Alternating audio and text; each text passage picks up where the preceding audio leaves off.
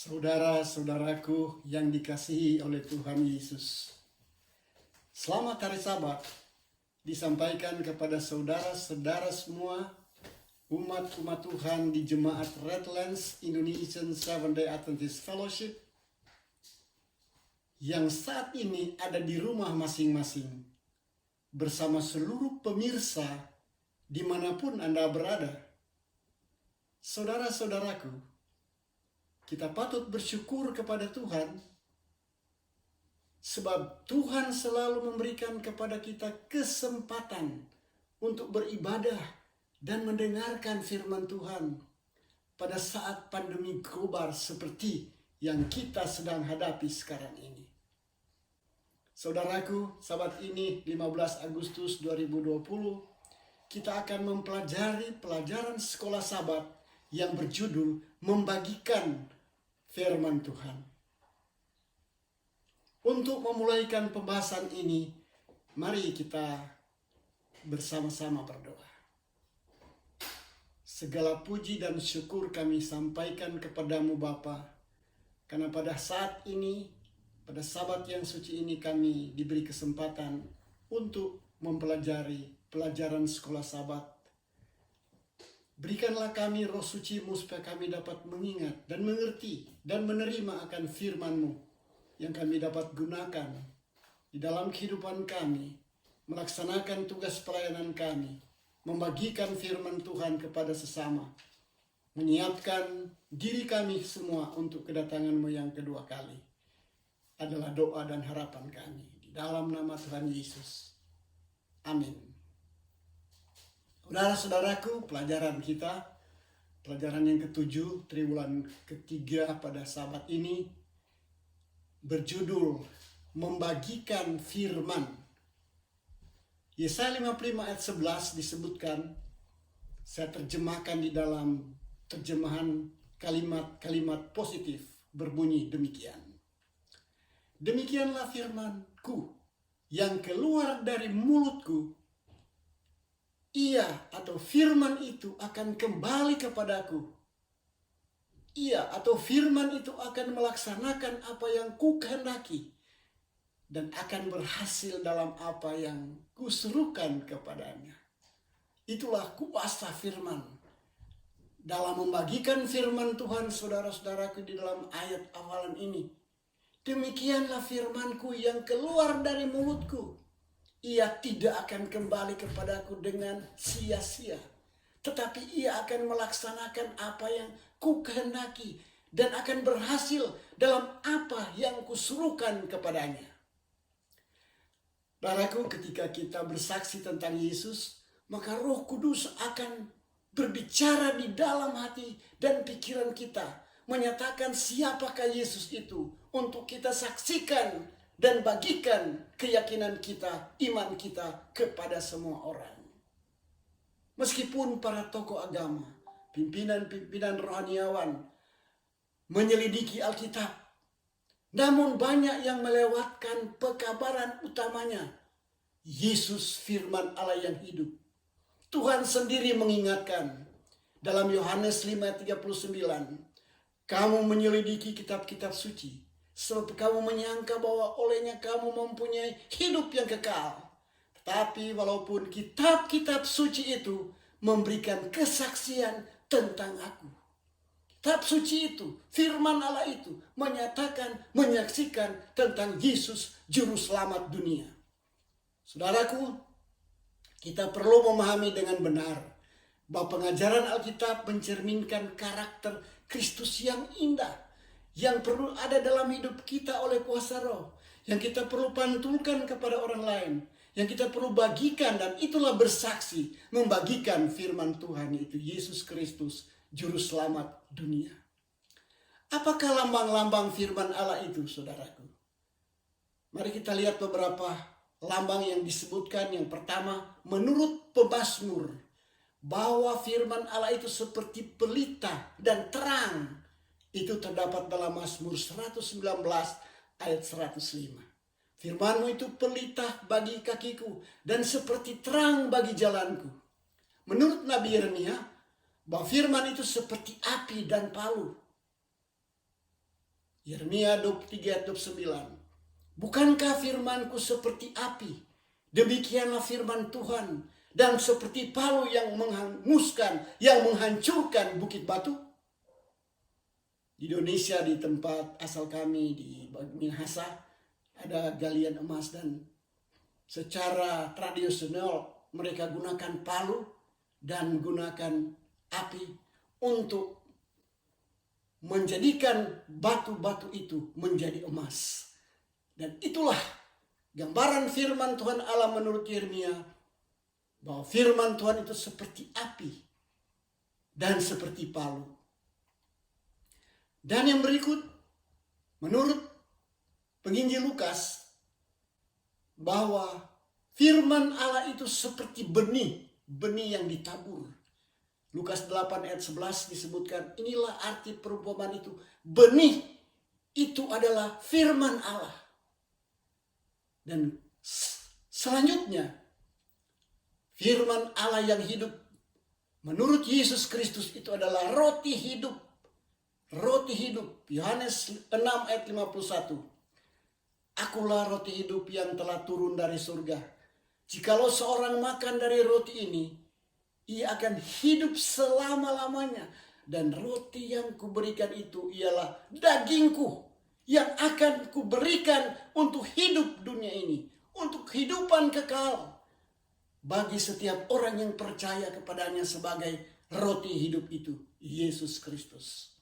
Saudaraku yang berikut, kita bertanya, apakah kuasa kreatif dari firman Allah itu?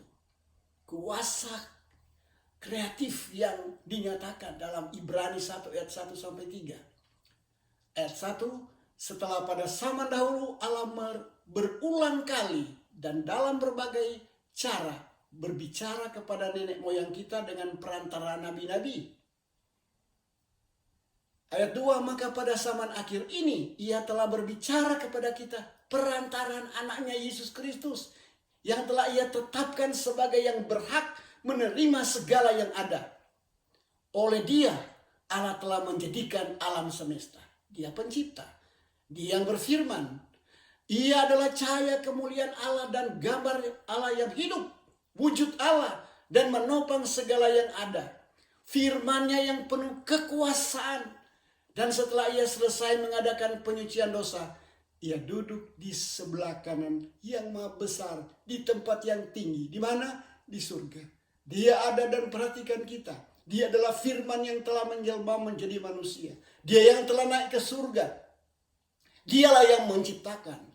Pada waktu mereka menciptakan, baik, hendaklah ada terang. Itu contohnya. Terjadilah itu. Siapa yang berfirman? Bapa, Anak, dan Roh. Menurut buku Kejadian.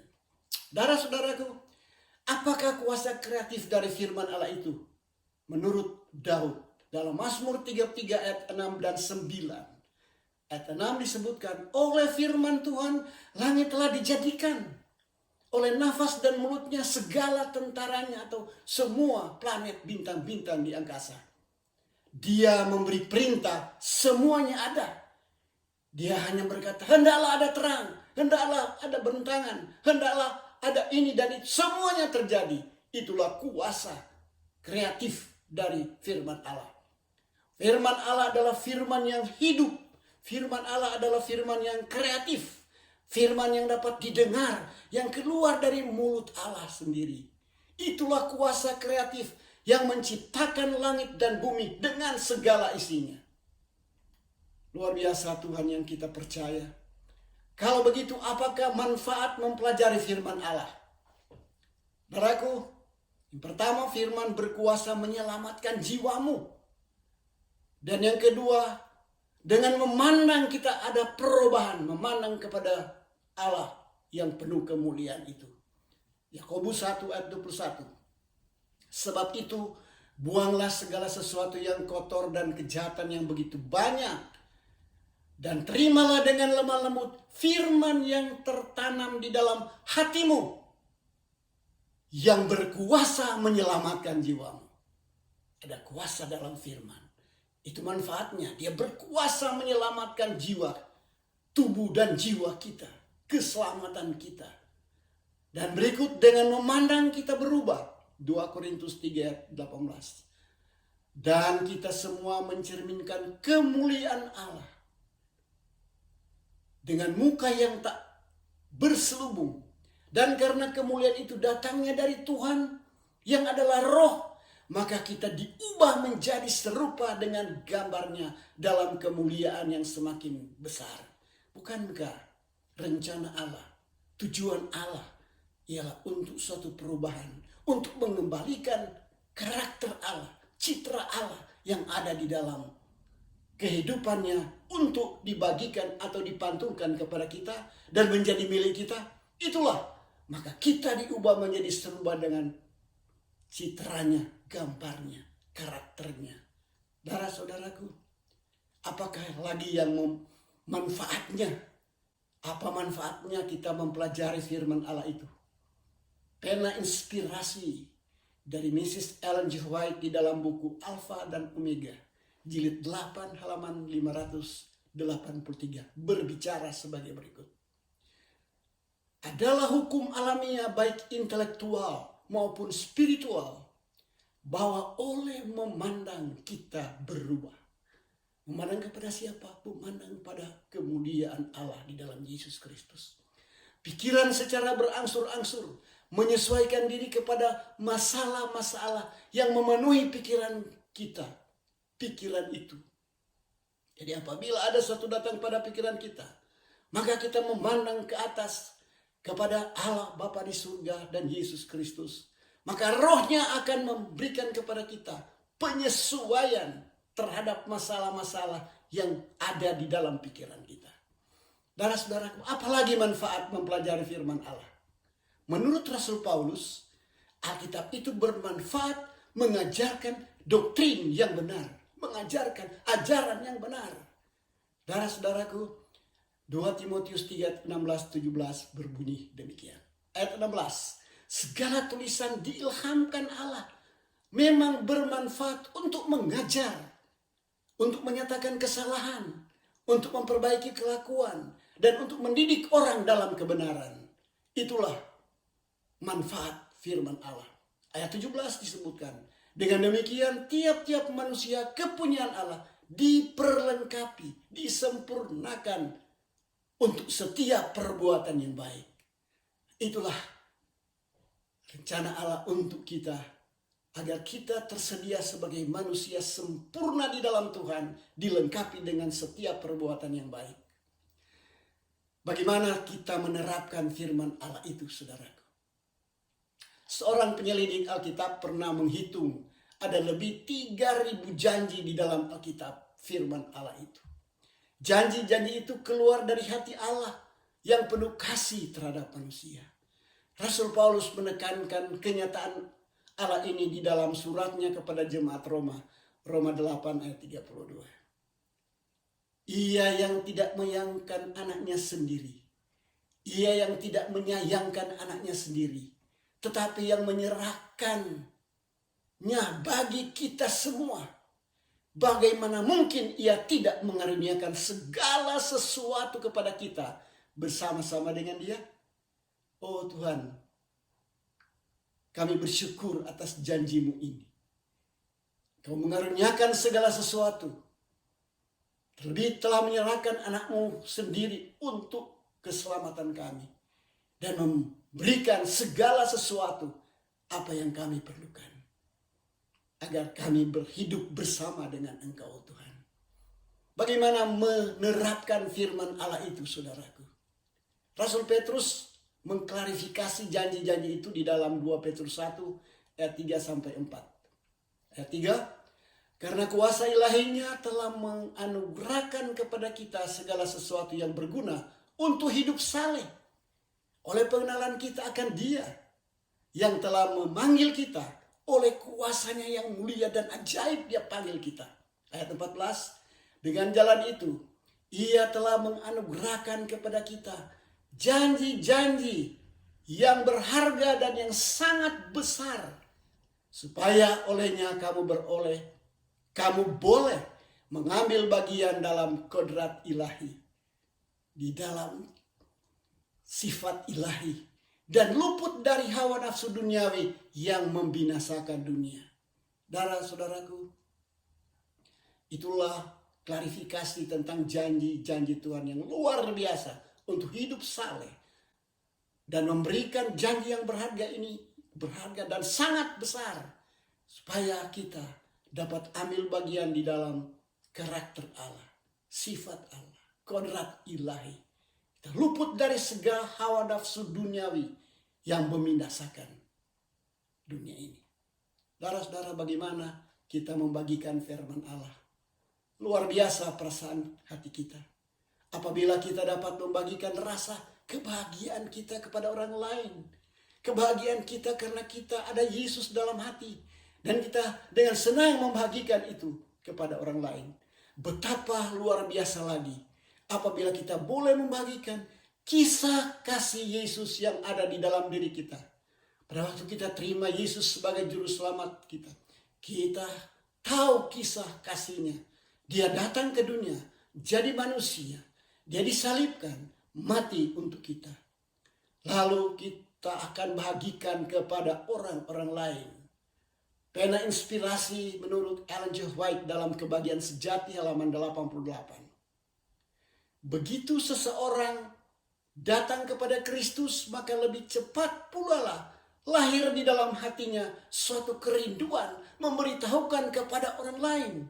Jadi pada waktu kita sudah dilahirkan di dalam Yesus, kita telah memiliki Roh Suci, kita telah memiliki kuasa Tuhan, maka kita akan menyampaikan apa yang ada dalam hati kita untuk diberitahukan kepada orang lain. Selanjutnya dikatakan, saudaraku, betapa indah berkat persahabatan yang diperolehnya di dalam Yesus. Kebenaran yang menyucikan dan menyelamatkan tidak dapat dipendam di dalam hati. Jika kita sudah mengenakan pakaian kebenaran Kristus dan diisi dengan kegembiraan oleh Roh Kudus-Nya yang tinggal di dalam kita, maka kita tidak boleh hanya diam-diam saja. Kita tidak boleh diam, kita harus sampaikan itu. Kita harus bagikan kepada orang lain kabar selamat, kegembiraan, sukacita iman yang kita miliki. Paulus mengimbau kita dalam 2 Timotius 1 ayat 6. Karena itulah kuperingatkan engkau untuk mengobarkan karunia Allah yang ada padamu oleh penumpangan tanganku atas kamu.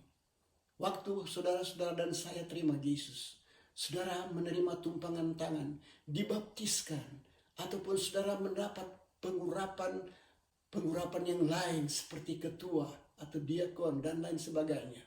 Saudara-saudaraku, kita perlu mengobarkan, mengubarkan, membawakan, memproklamirkan karunia Allah yang ada pada kita. Karena kita telah menerima tumpangan tangan dalam nama Bapa, Anak, dan Roh Kudus. Kita menjadi saksi bagi Tuhan, memberitahukan, menyampaikan, membagikan akan firman Allah itu. Apakah prinsip-prinsip penting bagi kita untuk membagikan firman Allah? Kita harus ingat, ada 3 prinsip penting. Apa? What? How? And when? Apa? Bagaimana? Dan kapan? Jadi yang pertama, apa yang kita harus katakan? Dalam Yesaya 50 ayat 4. Tuhan Allah telah memberikan kepadamu lidah seorang murid, supaya dengan perkataan aku dapat memberi semangat baru kepada orang yang letih lesu. Setiap pagi ia mempertajam pendengaranku untuk mendengar seperti seorang murid. Jadi sebelum kita mau bagikan firman Tuhan kepada orang lain, ingat bahwa kita ini murid Tuhan. Murid Tuhan Yesus yang harus mengatakan, bertindak, dan melakukan sesuatu, bersaksi sesuai dengan ajaran dari guru besar kita, Yesus Kristus. Yang kedua, bagaimana kita mengatakannya? Saudaraku, dalam 2 Timotius 4 ayat 2 kita harus katakan dengan penuh kesabaran dan pengajaran. Kita dengarkan 2 Timotius 4 ayat 2. Beritakanlah firman, siap sedialah baik atau tidak baik waktunya. Nyatakanlah apa yang salah Perhatikan yang berikut ini. Tegurlah dan nasihatilah dengan segala kesabaran dan pengajaran. Jadi bagaimana kita menyampaikan pekabaran atau firman Allah itu? Kita harus dipenuhi dengan apa? Kesabaran dan berdasarkan doktrin atau pengajaran. Dan yang ketiga, kapan kita mengatakan? Kapan waktunya kita mengatakan firman Tuhan? Khotbah 3 ayat 1. Untuk segala sesuatu ada masanya. Untuk apapun di bawah langit ini ada waktunya. Jadi kita dapat melihat apabila seseorang yang kita sampaikan firman Allah itu telah dikuasai oleh Roh Kudus. Dia telah menerima Yesus. Dan dia telah mengakui akan kebenaran atau doktrin yang diajarkan. Maka itulah waktunya kita mengundang dia, memanggil dia untuk datang kepada Tuhan dan terima Yesus sebagai juru selamat pribadi. Itulah waktunya. Kapan saja kita bisa katakan. Ada beberapa contoh. Pada waktu Roh Kudus bekerja di dalam hati manusia di sekitar kita, maka itulah akan terjadi mujizat. Kuasa yang luar biasa daripada hal terjadi bagi pribadi-pribadi yang dikerjakan atau yang dipenuhi oleh Roh Kudus di hati mereka. Roh Kudus bekerja. Contohnya di sini di hati Nikodemus, wanita di sumur Yakub bersama Yesus, dan seorang pencuri di kayu salib. Ragu apa yang mereka lakukan? Mereka bertobat dan dengan spontan mereka bersaksi membagikan firman Allah. Jadi membagikan firman Tuhan Allah itu kapan saja, di mana saja, dalam situasi apapun juga. Contohnya pertama Nikodemus. Oleh karena dia telah menerima baptisan Roh Kudus, apa yang terjadi padanya? Saudara-saudaraku, dalam Yohanes 3 ayat 5 dan pasal 19 ayat 39, dia setelah dikuasai oleh Roh Kudus, dia membawa persembahan untuk Tuhan. Sebelumnya itu dia membela Yesus pada waktu ada pengadilan tentang Yesus yang akan disalibkan. Dan kemudian dia membawa persembahan untuk Tuhan menjelang penguburannya. Penguburan Tuhan. Pasal 3 ayat 5 Yohanes. Jawab Yesus, aku berkata kepadamu sesungguhnya jika seorang tidak dilahirkan dari air dan roh, ia tidak dapat masuk dalam kerajaan Allah. Nikodemus telah dilahirkan oleh air dan oleh roh. Air oleh roh itu menggambarkan kuasa Roh Kudus yang telah membasuh, memberikan dia kuasa, semangat, dan dia dijamin mendapat kerjaan surga. Namun apa yang dia lakukan? 19 ayat 9 antara lain. Juga Nikodemus datang ke situ. Dialah yang mula-mula datang waktu malam kepada Yesus. Dan ia membawa campuran minyak mur dan minyak gaharu kira-kira 50 kaki beratnya. Mahal sekali ini. Tapi dia berikan untuk Yesus. Untuk persembahan kepada Yesus. Menjelang atau pada saat dia akan dikuburkan. Untuk keselamatan umat manusia. Dan dia bangkit. Dan apa yang telah dibuat oleh Nikodemus selalu diingatkan kepada kita. Dia memberi persembahan kepada Yesus setelah dia dikuasai oleh Roh Kudus. Yang kedua, wanita di sumur Yakub, dia menerima Roh Kristus. Kita dapat baca dalam Yohanes pasal 4. Ayat 39, Yohanes 4:39 disebutkan. Dan banyak orang Samaria dari kota itu telah menjadi percaya kepadanya karena perkataan perempuan itu. Yang bersaksi, ia mengatakan kepadaku segala sesuatu yang telah kuperbuat. Dia telah menerima Yesus, menerima rohnya, roh bersaksi. Dia saksikan di kota. Seluruh penduduk hampir semua mendengarkannya dan mempercayai menerima Yesus karena kesaksian atau perkataan perempuan ini. Dia membagikan firman kepada orang lain. Pada saat yang sama dia menerima Yesus. Dan Roh Kristus mendorong, memberi semangat kepadanya untuk bersaksi menyampaikan firman Tuhan, membagikan firman Tuhan kepada orang lain. Begitu juga dengan pencuri di kayu salib. Oleh karena roh Kristus, roh kerendahan hati, roh penerimaan, roh penyerahan yang ada padanya, maka dia di dalam Lukas 23:40 mengatakan, tapi yang seorang menegur dia, menegur temannya yang tersalib bersama dia. Katanya, tidakkah engkau takut juga kepada Allah, sedang engkau menerima hukuman yang sama? Saudara-saudaraku, dia mengatakan bahwa kita yang layak disalibkan, dihukum karena kita berdosa. Tapi, apakah engkau tidak takut kepada Allah? Dia percaya bahwa salib di tengah-tengah di mana Yesus tergantung di sana. Dia adalah Allah, menjelma jadi manusia, disalibkan. Dan dia akan bangkit. Dia menjadi penebus. Dan inilah yang dipercaya oleh seorang pencuri yang menegur temannya dan bersaksi bagi temannya, tidakkah engkau takut juga kepada Allah? Bayangkan di tengah-tengah keadaan di mana dia akan mengakhiri hidupnya, dia bisa bersaksi karena dia percaya kepada Yesus yang sedang mati bersama mereka, sedang disalibkan bersama mereka. Dia adalah penebus dunia, penebus dosa, juru selamat manusia. Dia bersaksi. Di saudara-saudaraku, itulah yang terjadi. Oleh karena Roh Kudus yang telah bekerja, itulah sebabnya saudaraku, kalau kita bersama dengan Roh Kudus, kita akan bersaksi tentang Yesus, juru selamat dunia.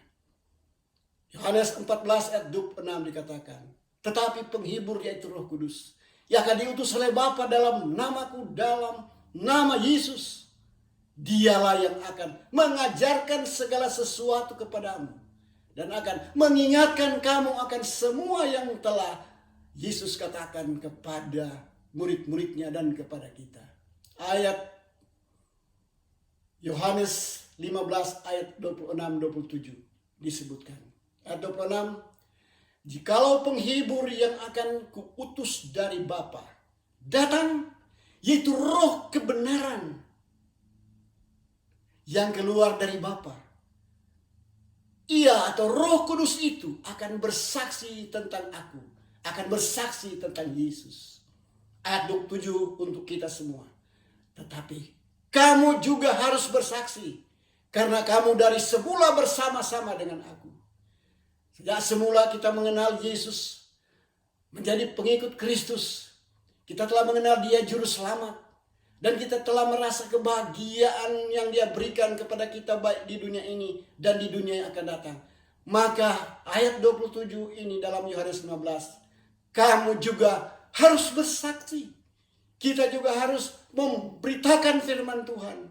Kita harus membagikan firman Tuhan kepada orang lain. Untuk keselamatan diri kita dan keselamatan orang lain. Kiranya ini menjadi berkat bagi kita saudara-saudaraku. Untuk kita tetap mohon tuntunan Roh Kudus. Agar kita tetap bersaksi dan menyaksikan tentang Yesus Kristus, Juru Selamat dunia. Membawa kebahagiaan abadi. Baik di dunia ini maupun di dunia yang akan datang. Adalah harapan dan keyakinan kita semua. Mari kita berdoa. Terpujilah nama-Mu ya Tuhan, kami dapat mempelajari firman-Mu yang suci. Kiranya firman itu dapat menolong kami untuk menyiapkan diri kami menjadi saksi yang berani membagikan firman Tuhan kepada orang lain. Dan lebih banyak yang diselamatkan pada waktu Engkau datang kali kedua. Doa dan harapan kami dalam nama Yesus.